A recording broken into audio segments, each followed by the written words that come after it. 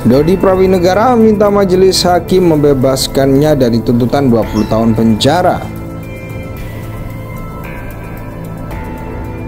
Jadi relasi kuasa sebenarnya makin kita ditekan, baik itu kondisi yang sangat sempit sekali atau panjang, itu justru sama-sama bisa membuat stressful mind yang kemudian membuat keputusan jadi tidak bijak. Mas Reza? Dodi Prawinegara ini seorang perwira, dia lulusan Akpol. Proses penempaannya tidak bisa disamakan dengan proses penempaan terhadap seorang brigadir. Sejak 0 km masuk ke dalam Akpol, yang bersangkutan tahu persis dibina, ditempa untuk menjadi seorang pemimpin. Jadi mindsetnya jauh lebih matang, tidak bisa kita anggap sebagai seorang yang naif yang kemudian tidak bisa pasrah, tidak bisa menentang perintah yang salah sekalipun seandainya perintah itu dianggap ada. Jadi sekali lagi menurut saya, benar itu subjektif dan harus diuji.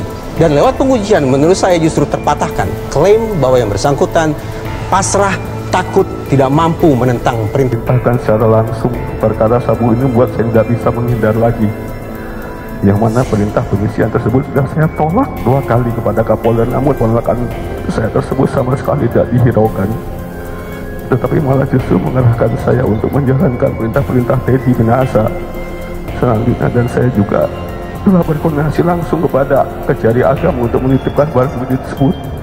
Yang mana niat dan tujuan saya adalah agar saya dapat menghindar dari perintah penyisian oleh Kapolda, sehingga penyisian tidak dapat dilakukan. Sangat bisa, karena itu saya juga tidak sepakat 20 tahun untuk Dodi Prawinegara. Hukumannya harus lebih berat daripada itu. Kenapa? Tadi dikatakan di bawah pengaruh kekuasaan Teddy Minahasa, terpaksa, terjerumus. Mari kita ingat kembali pengujian dalam psikologi forensik terkait dengan superior order defense. Pertama, pastikan dulu tekanan itu objektif ada. Yang kedua, bahwa yang bersangkutan tidak punya kemampuan, kewenangan, kesempatan atau apapun itu menghindar. Dan yang ketiga, ini mutlak, resiko negatif.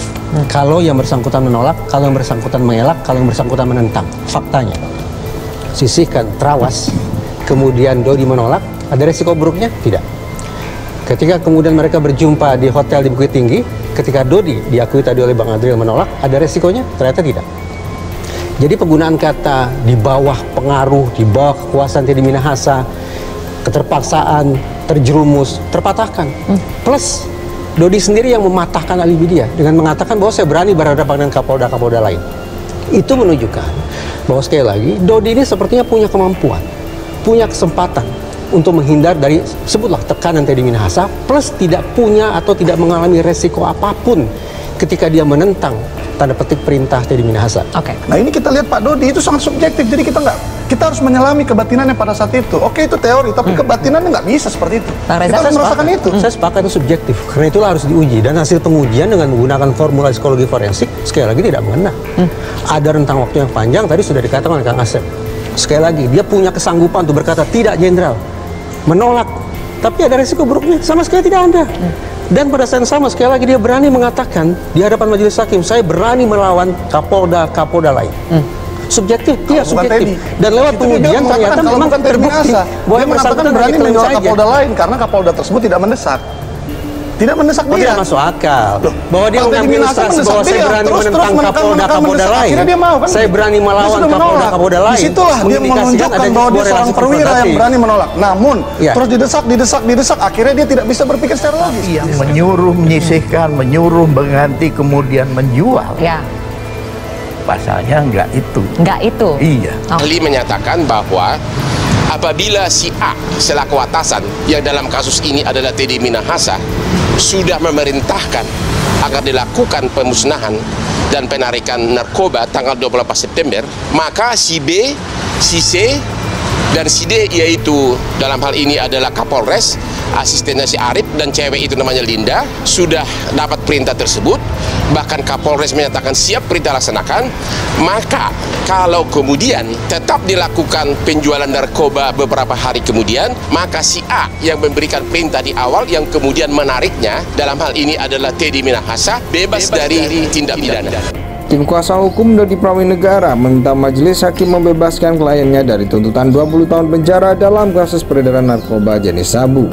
Penasihat hukum Dodi, Aril Viari Purba, menyatakan tindakan kliennya menyisihkan sabu dan menukarnya dengan tawas karena ada daya paksa, ancaman secara psikis yang berdampak pada karir serta relasi kuasa doktrin lembaga untuk menaati perintah pimpinan. Adril menjelaskan sejatinya Dodi tidak memiliki niat untuk melakukan perbuatan tersebut. Dodi sebagai saksi pelaku juga sudah membantu dan bekerja sama dengan penyidik dan penuntut umum dalam mengungkapkan fakta sehingga kasus ini menjadi terang benderang.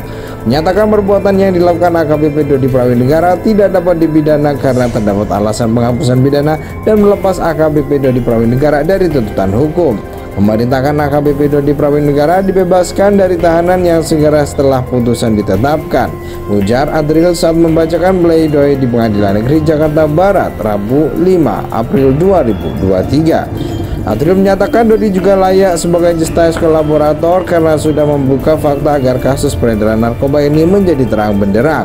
Adril menilai pelaku intelektual dalam kasus narkoba ini adalah Irjen Teddy Minahasa. Adapun hal tersebut telah tertuang dalam surat permohonan JC terdakwa Dodi Prawinegara kepada majelis hakim. Dalam surat permohonan tersebut terdakwa memohon agar ditetapkan sebagai JC dalam perkara dugaan tindak pidana peredaran narkotika dengan pelaku utama serta aktor intelektual Teddy Minahasa. Lebih lanjut, Adril menyatakan terdakwa Dodi telah mengakui perbuatannya dan berjanji tidak melakukannya lagi. Dodi juga tidak pernah dipidana serta menjadi tulang punggung keluarga. Tidak adanya niat jahat dan sikap kooperatif terdakwa selama proses peradilan dalam membongkar kejahatan narkotika saksi Irjen Teddy Minahasa. Apabila majelis hakim berpendapat lain, mohon putusan seadil-adilnya, ujar Adril. Sebelumnya, mantan Kapolres Bukit Tinggi AKBP Dodi Prawinegara dituntut 20 tahun penjara dan denda 2 miliar atas kasus peredaran narkoba. Jaksa meyakini Dodi bersalah dalam kasus narkoba yang melibatkan mantan Kapolda Sumatera Barat Irjen Teddy Minahasa. Jaksa juga meyakini Dodi terbukti menjadi perantara dalam praktek jual beli sabu. Keyakinan jaksa tersebut berdasarkan pada keterangan para saksi, ahli, surat petunjuk keterangan terdakwa dan barang bukti yang diajukan dalam persidangan. Menjatuhkan pidana kepada terdakwa selama 20 tahun dan denda sebesar 2 miliar subsidi 6 bulan penjara, ujar JPU saat sidang pembacaan tuntutan di Pengadilan Negeri Jakarta Barat pada Senin 27 Maret 2023. Tim kuasa hukum Dodi Prawinegara meminta majelis hakim membebaskan kliennya dari tuntutan 20 tahun penjara dalam kasus peredaran narkoba jenis sabu. Penasihat hukum Dodi, Aril Viari Purba, menyatakan tindakan kliennya menyisihkan sabu dan menukarnya dengan tawas karena ada daya paksa, ancaman secara psikis yang berdampak pada karir serta relasi kuasa doktrin lembaga untuk menaati perintah pimpinan. Adril menjelaskan sejatinya Dodi tidak memiliki niat untuk melakukan perbuatan tersebut. Dodi sebagai saksi pelaku juga sudah membantu dan bekerja sama dengan penyidik dan penuntut umum dalam mengungkapkan fakta sehingga kasus ini menjadi terang benderang.